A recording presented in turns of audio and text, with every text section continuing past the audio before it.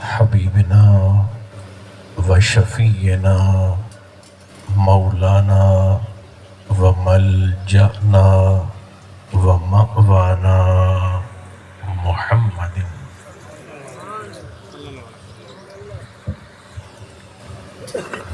رسولہ النبی الکریم الامین المکین الحنین الرؤوف الرحیم وعلى آلہ الطیبین الطاہرین وعلى صحبہ اجمعین اما بعد فاعوذ باللہ من الشیطان الرجیم بسم اللہ الرحمن الرحیم یا ایہا الذین آمنوا اصبروا وصابروا ورابطوا واتقوا اللہ لعلکم تفلحون صدق اللہ مولانا العظیم۔ جتنے احباب تشریف فرما ہیں کم از کم ایک بار درود و سلام کی تلاوت ضرور فرمائیے۔ الصلاۃ والسلام علیک یا رسول اللہ، الصلاۃ والسلام علیک یا حبیب اللہ، الصلاۃ والسلام علیک یا نعمت اللہ، وعلی آلک و اصحابک سیدی یا شفیع المذنبین۔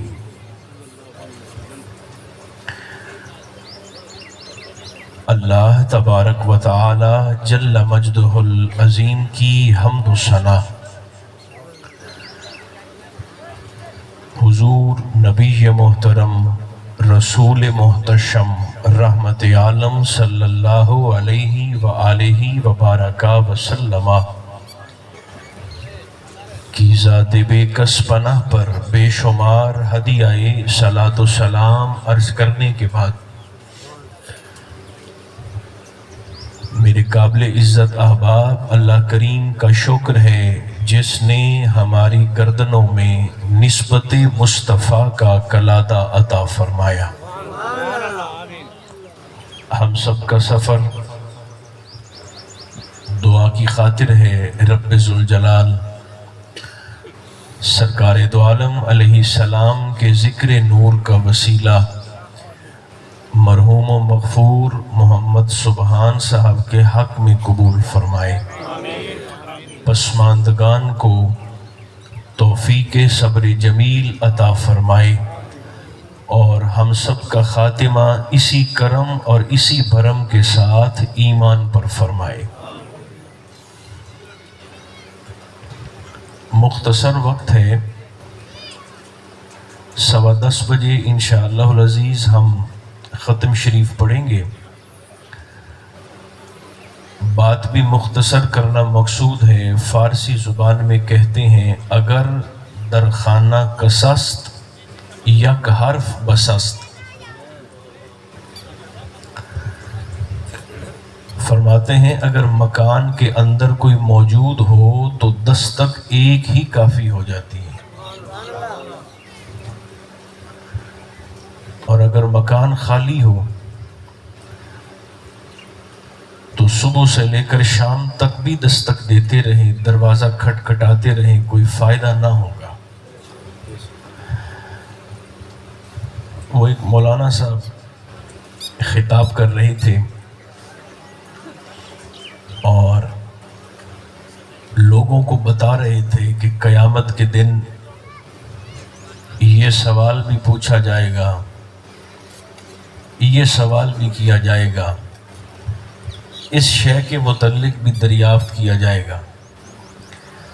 2 گھنٹے خطاب کرنے کے بعد جب ممبر سے نیچے اترے تو ایک سادہ سی بوڑھی اماں نے مولانا کو پکڑ لیا اور کہنے لگیں کہ مولوی صاحب یہ جو آپ نے ہمیں 2 گھنٹے میں اتنے سارے سوال بتا دیے ہیں، قیامت کے دن ان میں سے ایک سوال بھی نہیں پوچھا جائے گا۔ وہ حیران ہوئے اور کہنے لگے کہ پھر سوال کیا ہوگا؟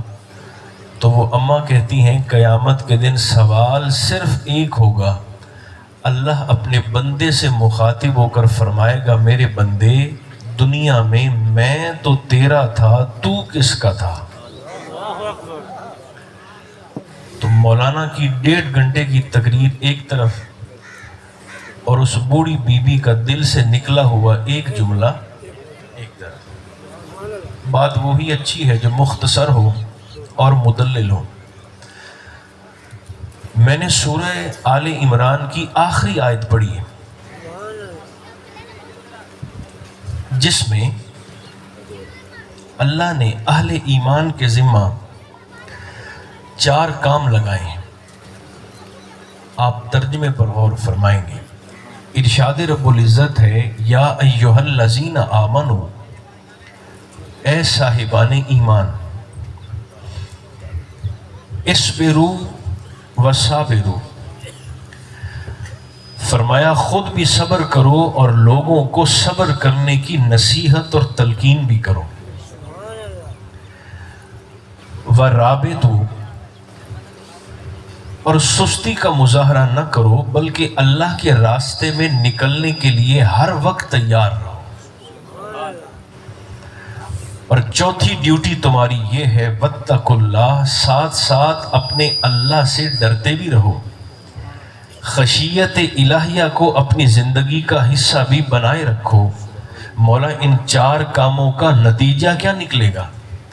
خود بھی صبر کریں، لوگوں کو صبر کرنے کی نصیحت اور تلقین بھی کریں، تیرے راستے میں نکلنے کے لیے تیار بھی رہیں، اور تیرا تقوی اور خشیت بھی اختیار کریں، تجھ سے ڈرتے بھی رہیں۔ ان 4 کاموں کا رزلٹ کیا ہوگا؟ اللہ فرماتا ہے لعلکم تفلحون، تمہیں تمہارا رب اپنی بارگاہ سے کامیابی کی سند جاری فرما دے گا۔ صبر وہ چیز ہے، علامہ فخر الدین رازی ہمارے بہت بڑے صوفی ہیں رحمت اللہ تعالی علیہ، وہ فرماتے ہیں کہ صبر وہ چیز ہے جس کا ذکر اللہ نے اپنے قرآن میں 100 سے زیادہ مرتبہ فرمایا ہے۔ اب جو محمد سبحان صاحب کے قریبی یہاں پر تشریف فرما ہے، چونکہ مجھے تو نہیں پتا کہ ان کی برادری کے لوگ یہاں کہاں کہاں بیٹھے ہیں، وہ ذرا اس بات پر غور فرمائیں گے۔ دیکھیں اللہ رسول تو کسی شے کا ذکر اگر صرف ایک بار بھی فرما دے تو وہ اہل ایمان کے لیے گویا حرف آخر کی حیثیت رکھتا ہے، لیکن صبر وہ چیز ہے جس کا ذکر پروردگار عالم نے اپنے کلام میں 100 سے زیادہ مرتبہ ارشاد فرمایا ہے۔ کبھی فرماتا ہے وَاسْتَعِينُوا بِالصَّبْرِ وَالصَّلَاةِ، صبر سے اور نماز سے مدد مانگو۔ کبھی فرماتا ہے وَبَشِّرِ الصَّابِرِينَ، صبر کرنے والوں کو خوشخبری سنائیے۔ اور کبھی ارشاد فرماتا ہے ان اللہ مع الصابرین، اگر مجھ رب کی مدد و نصرت کسی جماعت کے ساتھ ہے تو وہ جماعت صابرین ہے۔ بڑی بڑی باتیں آپ نہ کریں، سچی بات یہ ہے کہ اگر میں بڑی ٹھنڈی طبیعت سے آپ کی خدمت میں عرض کروں، میں اور آپ اگر اپنی زندگی میں صرف اسی ایک صفت صبر کو داخل کر لیں تو ہمیں محسوس ہوگا کہ ہمارے تعلقات ٹوٹنے کی بجائے جڑنا شروع ہو گئے، ہماری زندگی میں بد امنی جا رہی ہے اور اللہ کے حکم سے اطمینان اور سکون داخل اور شامل ہو رہا ہے۔ صبر کو سمجھنے کے لیے میں اگر آپ کی خدمت میں مثال عرض کروں تو میدان کربلا ہمارے سامنے ہے۔ کربلا کے میدان میں یاد رکھیے مقابلہ فوج کا فوج کے ساتھ نہیں تھا۔ آپ میری بات پر غور فرما رہے ہیں، کربلا کے میدان میں مقابلہ تلوار کا تلوار کے ساتھ نہیں تھا، یا نیزے کا نیزے کے ساتھ نہیں تھا۔ ہر صاحب عدل اس بات کا فیصلہ بخوبی کر سکتا ہے، ایک طرف 22,000 کا لشکر ہے اور دوسری طرف صرف 72، اور 72 بھی ایسے کہ جن میں 6 مہینے کا بچہ بھی شامل ہے، 86 سال کا بزرگ بھی شامل ہے۔ 22,000 بمقابلہ 72۔ اور عجیب طرفہ تماشا ہے کہ 22,000 کے سپہ سالار عمر ابن سعد نے پیچھے کوفہ کے گورنر کو ابن زیاد کو خط لکھا، اس نے کہا مجھے 20,000 سپاہی اور بھیجو۔ گورنر کوفہ نے کہا کہ تیری مت ماری گئی ہے، 22,000 تیرے پاس پہلے سے موجود ہیں اور تجھ سے یہ 72 نہیں سنبھالے جا رہے۔ جو جواب اس نے دیا وہ ہر اہل ایمان کے سینے پر کسی نشان حیدر سے کم نہیں ہے۔ اس نے کہا یہ نہ دیکھو یہ تعداد میں 70 ہیں کہ 72 ہیں کہ کتنے ہیں، یہ دیکھو ان کی رگوں میں خون کس کا دوڑ رہا۔ ان میں سے ایک ایک شخص 1,000 کے مقابلے میں لڑنے کی طاقت رکھتا ہے، یہ 72 نہیں ہے، 72,000 ہے۔ اور یہ تربیت مصطفیٰ کا اثر تھا، ورنہ آپ اتنے سارے دوست یہاں تشریف فرما ہیں، ہر شخص یہ دعا کرتا ہے یا اللہ میری اولاد کو رزق میں برکت دینا، اولاد کے رزق میں برکت کی دعا ہر شخص مانگتا ہے، لیکن میرے اور آپ کے محبوب کریم علیہ السلام کی دعا بڑی منفرد تھی۔ سرکار دعا فرمایا کرتے تھے باری تعالیٰ میری اولاد کو ایک وقت کا کھانا دینا، ایک وقت کا فاقہ دینا اپنے اہل بیت کے لیے۔ ورنہ اس کی آواز مجھے پہلے ٹھیک آ رہی تھی، اب نہیں مجھے پتا چل رہا کہ ان کی آواز اس کی آ رہی ہے کہ نہیں آ رہی، پہلے ٹھیک تھا۔ اب بس ایک ڈبہ میری طرف کر دیتا کہ مجھے پتا چلتا رہے میری آواز کا، ایک ڈبہ میری طرف کر۔ یہ سرکار کی دعا کا اثر تھا، بس خاموش ہو جائے۔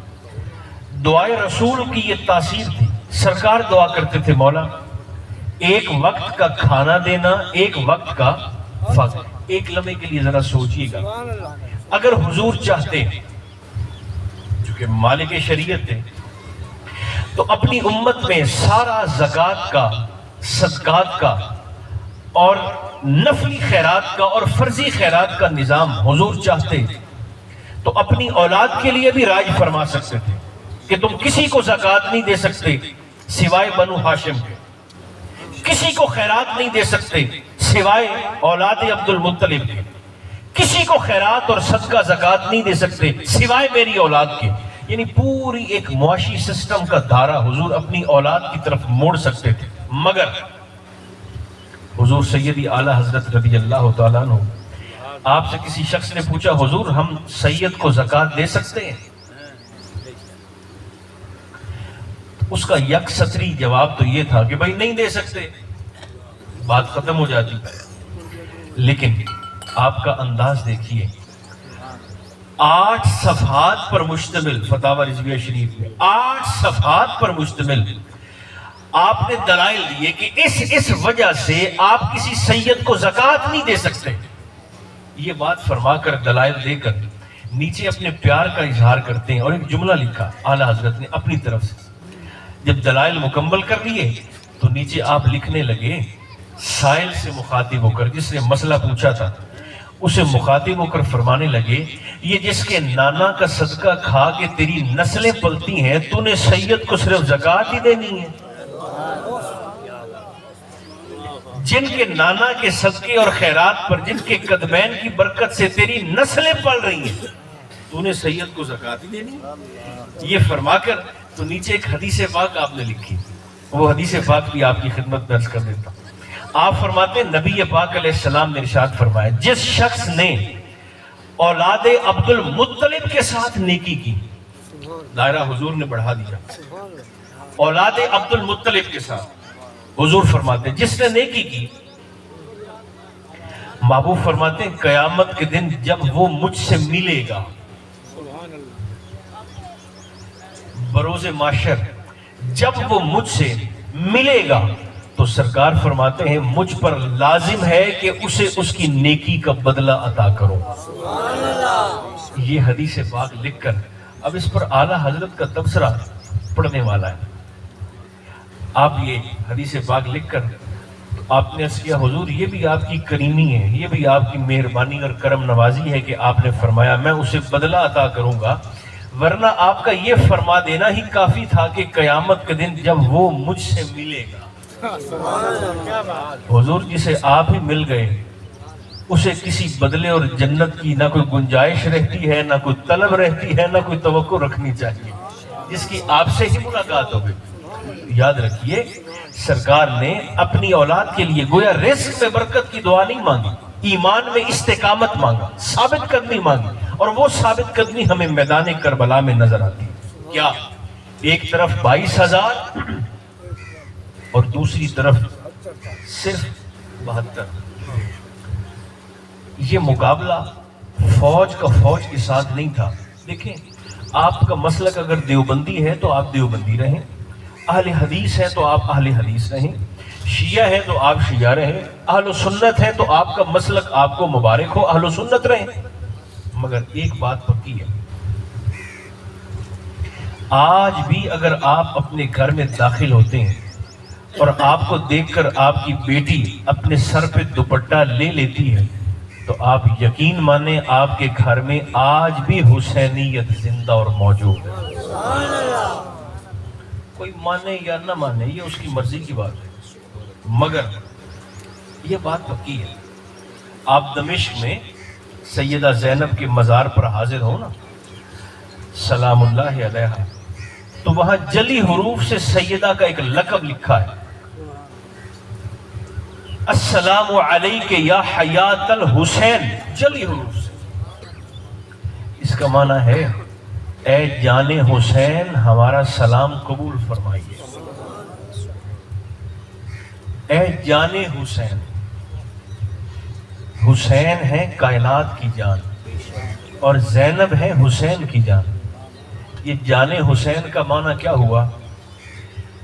کربلا سے لے کر دمشق تک، عراق سے لے کر شام تک اپنی طرف سے تو یزیدیوں نے شہید کر ڈالا، سر کہیں پر اور دھڑ کہیں پر، مگر اس پورے سفر میں سیدہ زینب سر حسین کے ساتھ حیات بن کر ایسے چلیں کہ راستے میں جہاں بھی کوئی بڑا شہر آتا، راستے میں جہاں بھی ہجوم مخلوق جمع ہوتا، وہاں سیدہ سر حسین سے مخاطب ہو کر فرماتی میں وقت کی ولیجہ بن کر اور نائب علی بن کے تجھے حکم دیتی ہوں قرآن کی تلاوت کر۔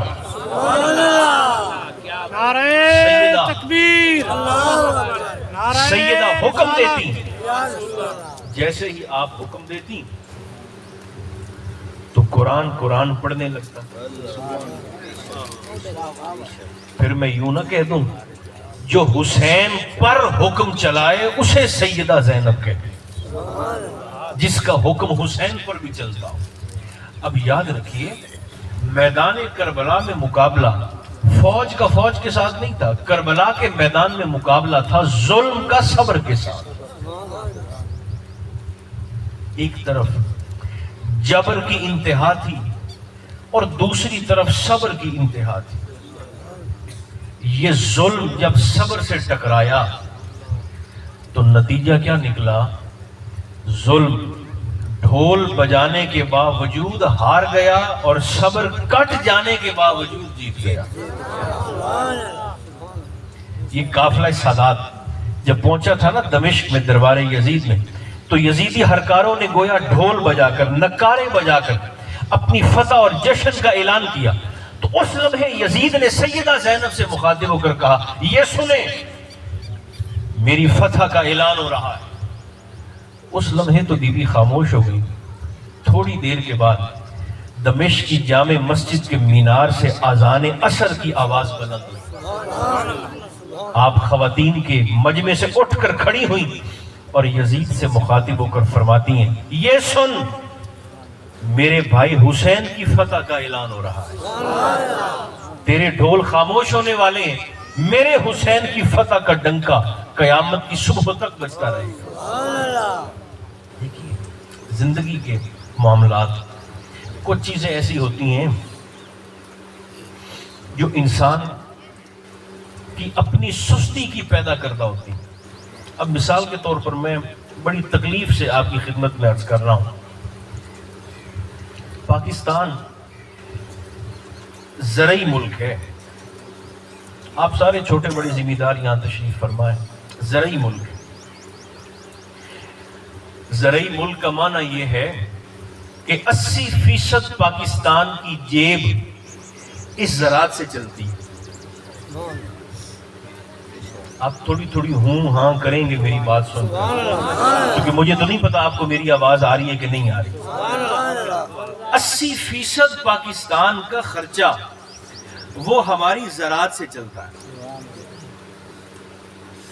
لیکن اس قوم کی بد نصیبی دیکھیے، جس میں میں بھی شامل ہوں، جس میں آپ بھی شامل ہیں. ہماری قوم کا یہ کس قدر تکلیف دہ اور اذیت ناک چہرہ ہے کہ 80% زرعی ملک ہونے کے باوجود آج میری اور آپ کی بیٹی، میری اور آپ کی ماں، میری اور آپ کی بہن ہاتھ میں شناختی کارڈ پکڑ کر قطار میں لگ کر موت کا پل صراط عبور کر کے 10-10 کلو کی آٹے کی تھیلی لینے پر مجبور ہے.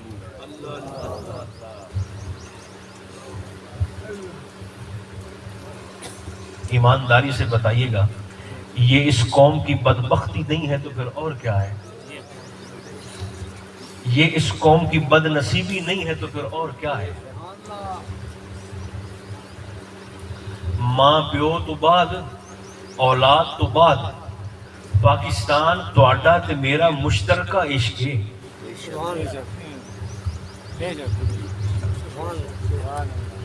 اب آپ نہ ہاں کرتے ہیں نہ کرتے ہیں. پاکستان ہمارا مشترکہ عشق ہے. بعض دفعہ دعا سے کام چل جاتا ہے، بعض دفعہ دعا کے ساتھ دوا بھی کرنی پڑتی ہے. جہاں اپنے لیے دعا کرتے ہیں وہاں آج سے ابھی سے اپنے اس محبوب اور اپنے اس معشوق پاکستان کو بھی شامل کریں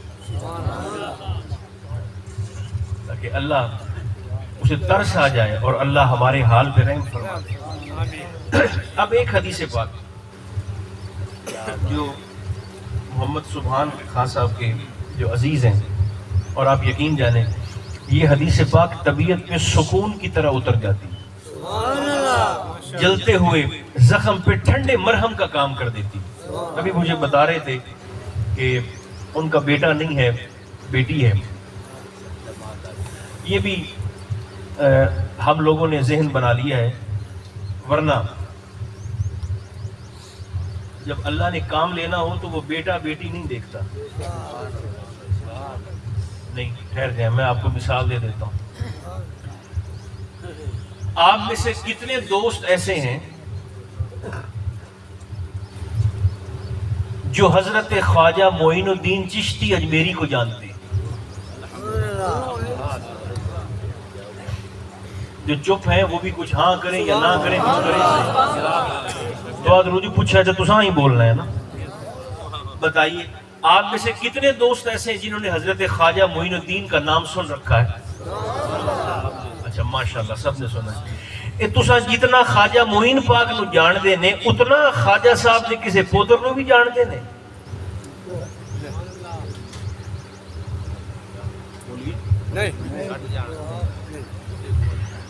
غوث اعظم کو تو جانتے ہوں گے. جتنا غوث کو جانتے ہو اتنا غوث کے کسی بیٹے کو بھی جانتے ہو. پتہ نہیں میں کیا کہنا چاہتا ہوں. یہ اللہ کا نظام ہے. اس نے داتا صاحب کو تو جانتے ہیں نا سارے، حضور داتا صاحب کو. جتنا داتا صاحب کو جانتے ہیں اتنا حضور داتا صاحب کے کسی بیٹے کو بھی جانتے ہیں. یہ اللہ کا نظام ہے. وہ جب چاہتا ہے، جس سے چاہتا ہے، جتنا چاہتا ہے اپنے دین کا کام لے لیتا ہے، مخلوق خدا کی بھلائی کا کام لے لیتا ہے. مگر چونکہ تکلیف آ گئی ہے، امتحان آ گیا ہے، اس پر یہ سرکار کا فرمان اور اس کے بعد انشاءاللہ دعا اور ختم شریف. میرے اور آپ کے آقا و مولا علیہ الصلوۃ والتسلیم. دیکھیں ہم تو چونکہ ہیں اہل سنت، اور میں کہا کرتا ہوں اہل سنت کا اگر کوئی دوسرا نام ہوتا تو وہ اہل ادب ہوتا. یاد رکھیں سنی ہر گناہ کر سکتا ہے، بے ادبی نہیں کر سکتا. بے عمل ہو سکتا ہے، بے ادب نہیں ہو سکتا. خواجہ غلام فرید رحمت اللہ تعالی علیہ کوٹ مٹھن شریف والے، آپ چونکہ سرائکی تھے تو حضور خواجہ صاحب فرمایا کرتے تھے بھئی ہر شے بندے میرے کو ود سکتے ہیں. خواجہ صاحب کا دعویٰ سنیں کتنا میٹھا ہے. آپ فرمایا کرتے تھے ہر شے میں لوگ مجھ سے بڑھ سکتے ہیں، عبادت میں بڑھ سکتے ہیں، سخاوت میں بڑھ سکتے ہیں، تعلقات میں بڑھ سکتے ہیں، پیسے میں، مکانات میں بڑھ سکتے ہیں. فرماتے تھے ہر شے میں لوگ مجھ سے بڑھ سکتے ہیں لیکن ادب میں یہ فقیر کسی کو بڑھنے نہیں دے گا.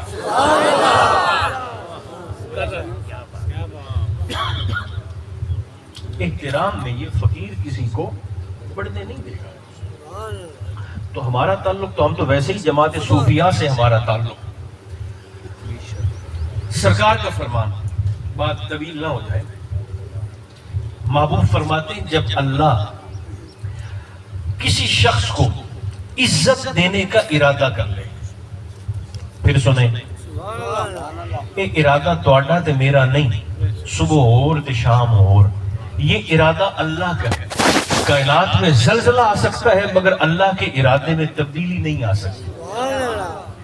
کیا خوبصورت ترتیب ہے، کیا خوبصورت انداز ہے. حضور فرماتے ہیں جب اللہ کسی شخص کو عزت دینے کا ارادہ کر لے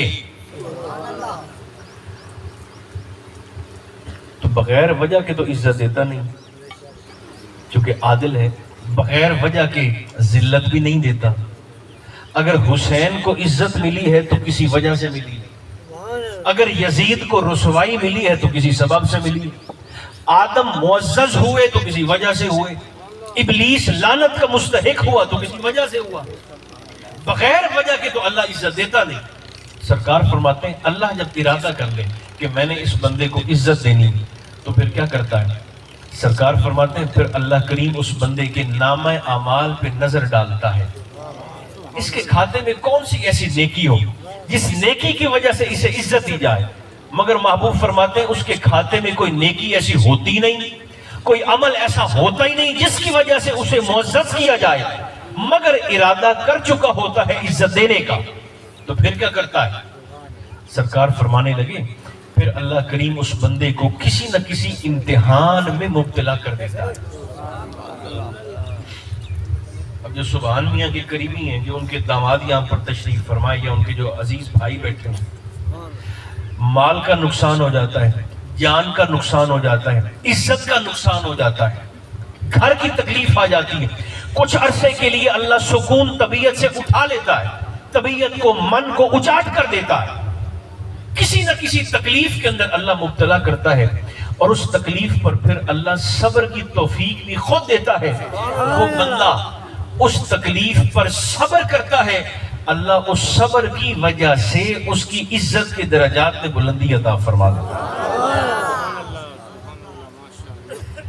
مومن دے کول دو راہ ہوندے ہیں، نعمت مل جائے تو صبر ہے، نعمت مل جائے تو شکر ہے.